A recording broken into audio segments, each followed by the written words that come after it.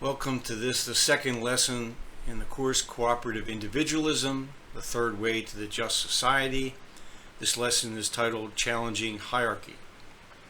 Well, we know that even before the people of ancient societies developed written language, members of those societies possessed a moral sense of what was right and what was wrong where behavior was concerned.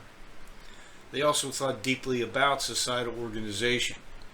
Throughout the ages, across every society, the debates and struggles over these issues continued and continues to this day. Great thinkers, some broadly known to us today, others long forgotten, thought deeply about the societies in which they lived. Often they sought to discover principles that could be applied universally across time and space.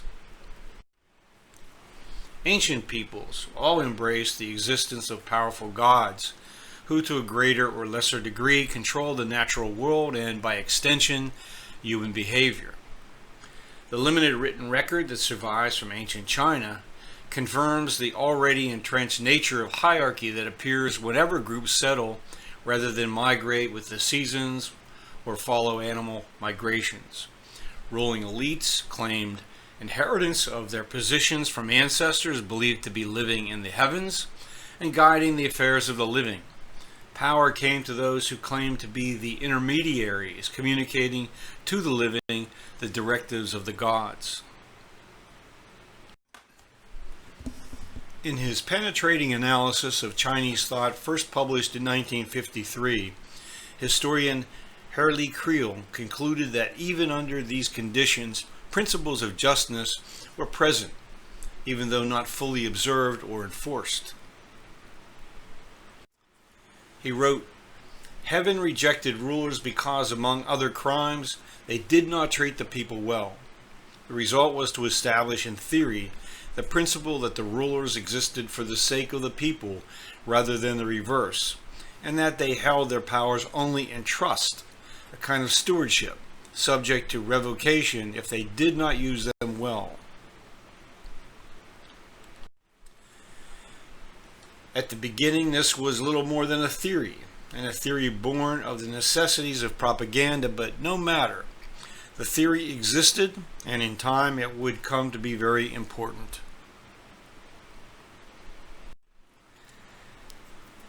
The passage of many generations without change in the traditional hierarchical structure did not result in blind obedience or acceptance of servitude.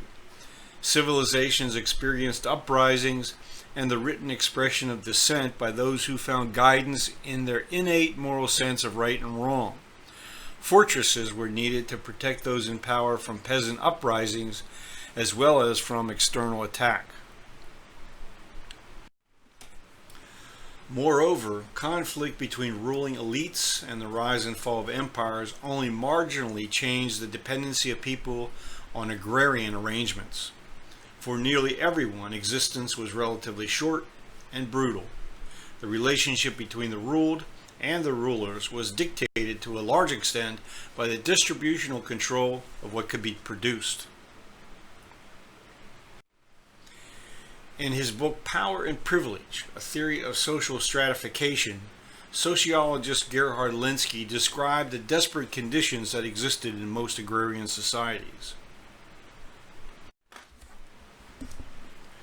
As he writes, despite the ravages of war, famine, plague, and other disasters, and despite the influence of infanticide, abortion, monasticism, that is, the monastery life, and prostitution, those segments of the population which were at or above the subsistence level continue to produce more offspring than could be employed except by a steady reduction of privilege.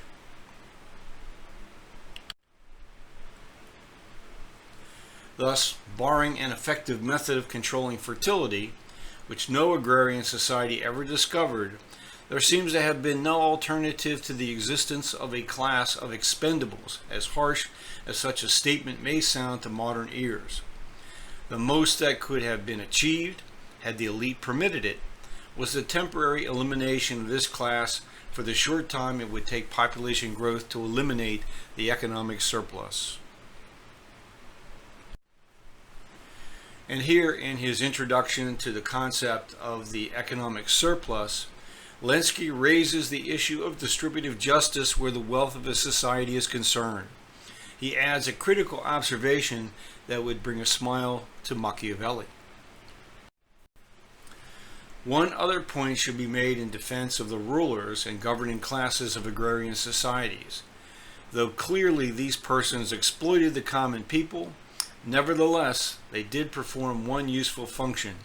They maintained a fair degree of law and order. This was vitally important in an agrarian society, where the nature of the economy made anarchy intolerable.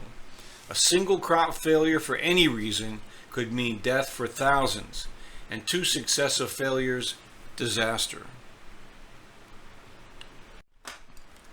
As we know, such feudal arrangements eventually broke down.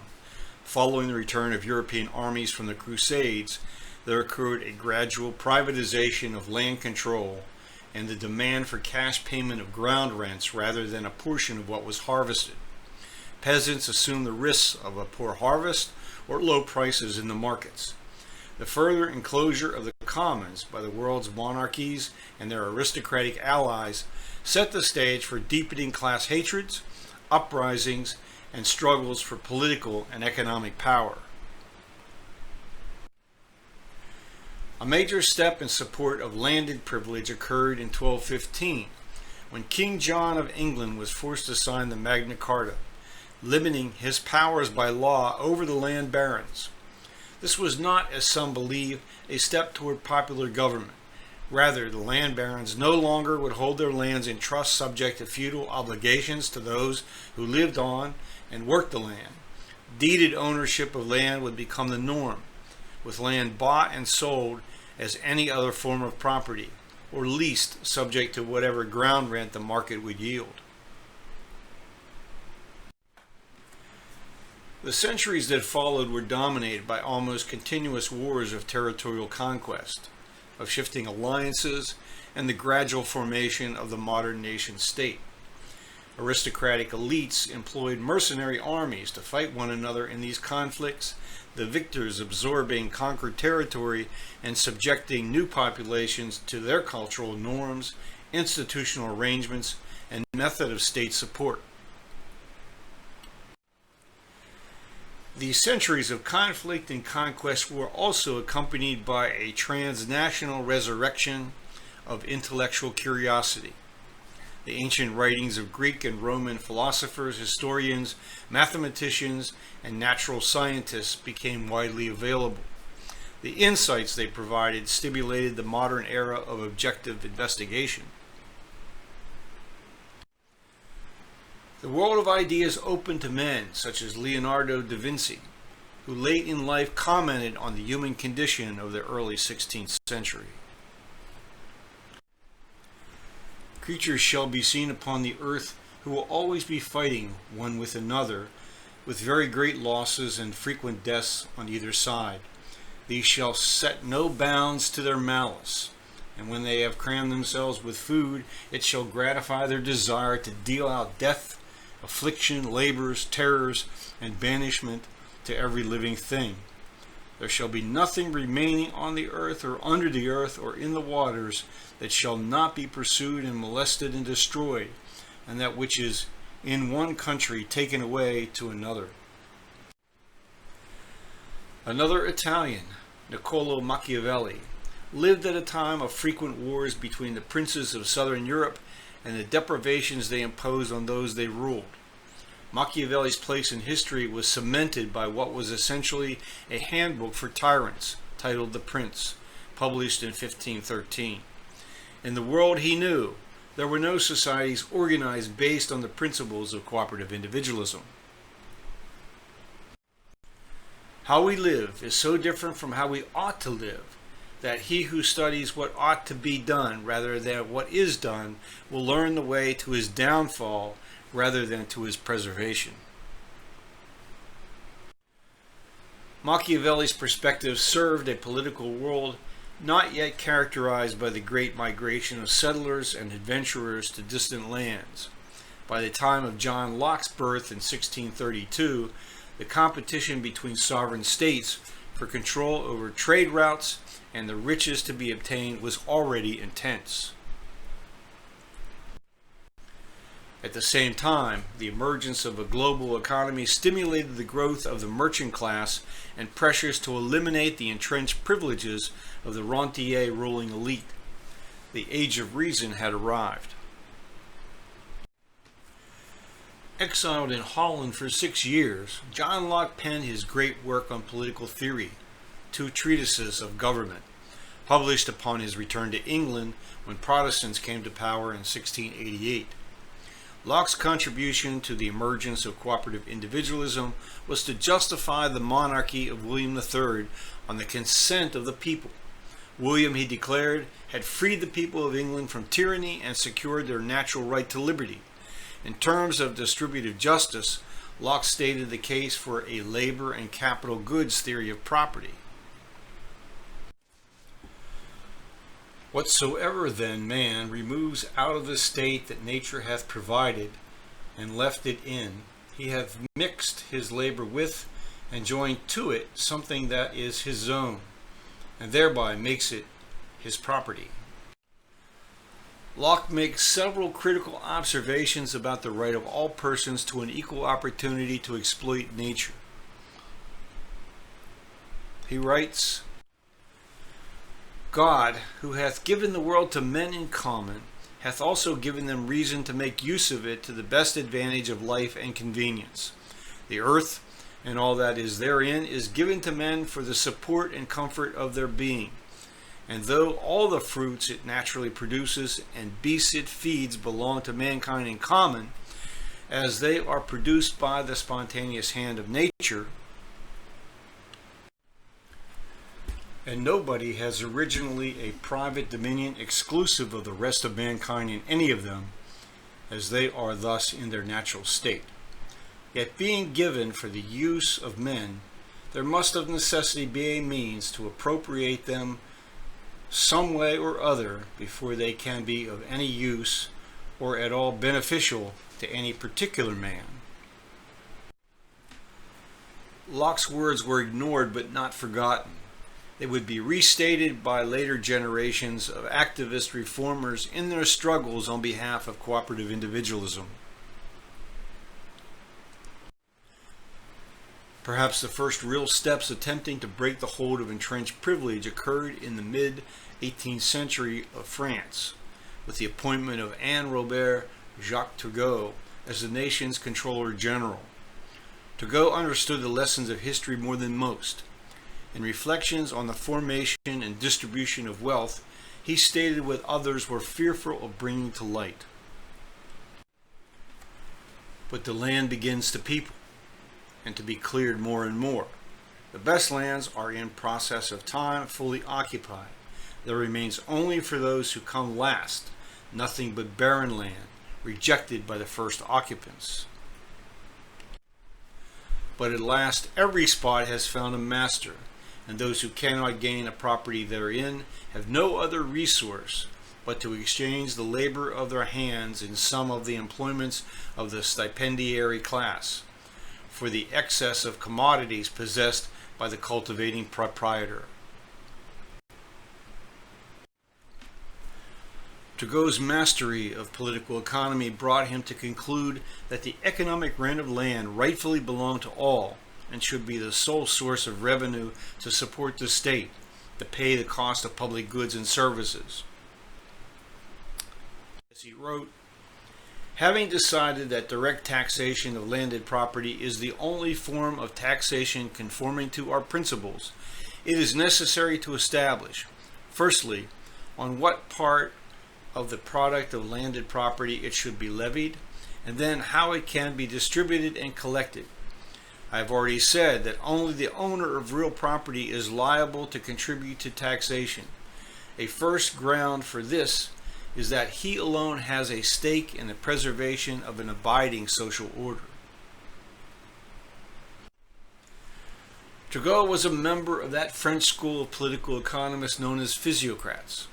This group included Francois Quesnay, physician to the Queen, and Pierre Samuel Dupont de Nemours, who would later in North America start a growing industrial dynasty. Adam Smith acknowledged his debt to the physiocrats by dedicating his book, The Wealth of Nations, to Keynes. And among those who came to embrace their principles was none other than Benjamin Franklin, who wrote to DuPont in 1768, "There is such a freedom from local and national prejudices and partialities, so much benevolence to mankind in general, so much goodness mixed with the vision in the principles of your new philosophy, that I am perfectly charmed with it. It is from your philosophy only that the maxims of a contrary and more happy conduct are to be drawn, which I therefore sincerely wish may grow and increase till it becomes the governing philosophy of the human species, as it must be of superior beings in better worlds." Of all the great ideas with which Franklin is associated, his acceptance of the principles of physiocracy is essentially ignored. In the last years of his life, he was not able to convince other leading figures of the new United States that the landed had the obligation to compensate their nation for whatever advantage they enjoyed by the location of their landed assets. Jefferson and Hamilton were sympathetic, but countered that the American people would resist such a system of taxation that interfered with their ability to acquire landed estates. The stage was set for the displaced Englishman, Thomas Paine, to restate the principles of physiocracy in words designed to shake the very foundation of old world traditions and institutions. Paine had lived under the rule of Britain's landed rentier class. In Rights of Man, he sounded a warning that unless an end to privilege was achieved peacefully, violent uprisings would be inevitable. Government, so far from being the cause or means of order, are often the destruction of it. Excess and inequality of taxation, however disguised in the means, never fail to appear in their effects. As a great mass of the community are thrown thereby into poverty and discontent, they are constantly on the brink of commotion. Paine's writings had helped the cause of independence pursued by Britain's subjects in North America. He hoped their success and the new societal arrangements they were implementing would spread around the globe. No question has arisen within the records of history that pressed with the importance of the present. It is not whether this or that party shall be in or out, but whether men shall inherit his rights and universal civilization take place, whether the fruits of his labor shall be enjoyed by himself or consumed by the profligacy of governments, whether robbery shall be banished from courts and wretchedness from countries. From his earliest writing in Common Sense, Paine conveyed to readers how the concentrated control over nature by some denied the fundamental human rights of others, and just how advantaged were the settlers in North America. Another reason why the present time is preferable to all others is that the fewer our numbers are, the more land there is yet unoccupied, which, instead of being lavished by the king on his worthless dependents, may be hereafter applied not only to the discharge of the present debt, but to the constant support of government. No nation under heaven hath such an advantage as this. Years later, having survived the horrors of the French Revolution and deeply concerned by the land grabbing already evident in the new United States of America, Paine made a last attempt in his essay, Agrarian Justice, to raise a warning of the devastation spreading to every corner of the globe. Cultivation is at least one of the greatest natural improvements ever made by human intervention. It has given to created earth a tenfold value, but the landed monopoly that began with it has produced the greatest evil. It has dispossessed more than half the inhabitants of every nation of their natural inheritance, without providing for them, as ought to have been done, an indemnification for that loss, and has thereby created a species of poverty and wretchedness that did not exist before. Paine's words echo the lessons contained in the writings of Locke, Turgot, Smith, and Franklin.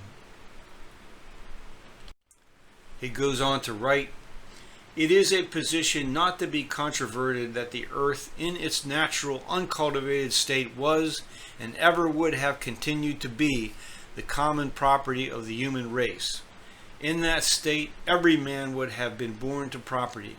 He would have been a joint life proprietor with the rest in the property of the soil and all its natural productions, vegetable and animal. But the earth in its natural state, as before said, is capable of supporting but a small number of inhabitants compared with what it is capable of doing in a cultivated state. And as it is impossible to separate the improvement made by cultivation from the earth itself, upon which that improvement is made, the idea of landed property arose from that inseparable connection. But it is nevertheless true that it is the value of the improvement only, and not the earth itself, that is individual property." And then Paine reveals his physiocratic principles, calling for the societal collection of the rent of land. "Every proprietor, therefore, of cultivated lands owes to the community a ground rent, for I know of no better term to express the idea, for the land which he holds, and it is from this ground rent that the fund proposed in this plan is to issue." Paine was forced into the political wilderness, ostracized over his attacks on organized religion and on the character of George Washington. His hopes for the United States to lead the way toward an enlightened world were dampened by continued wars of territorial conquest and the division of the globe into imperial and colonial spheres of control. It would take several decades for the lost momentum to achieve progressive change to return. The challenge for those few who continue to hope for change to embrace Paine's principles of cooperative individualism is well expressed by the words of Johann Wolfgang von Goethe. "None are more hopelessly enslaved than those who falsely believe they are free." And with that, we have reached the end of Lesson 2.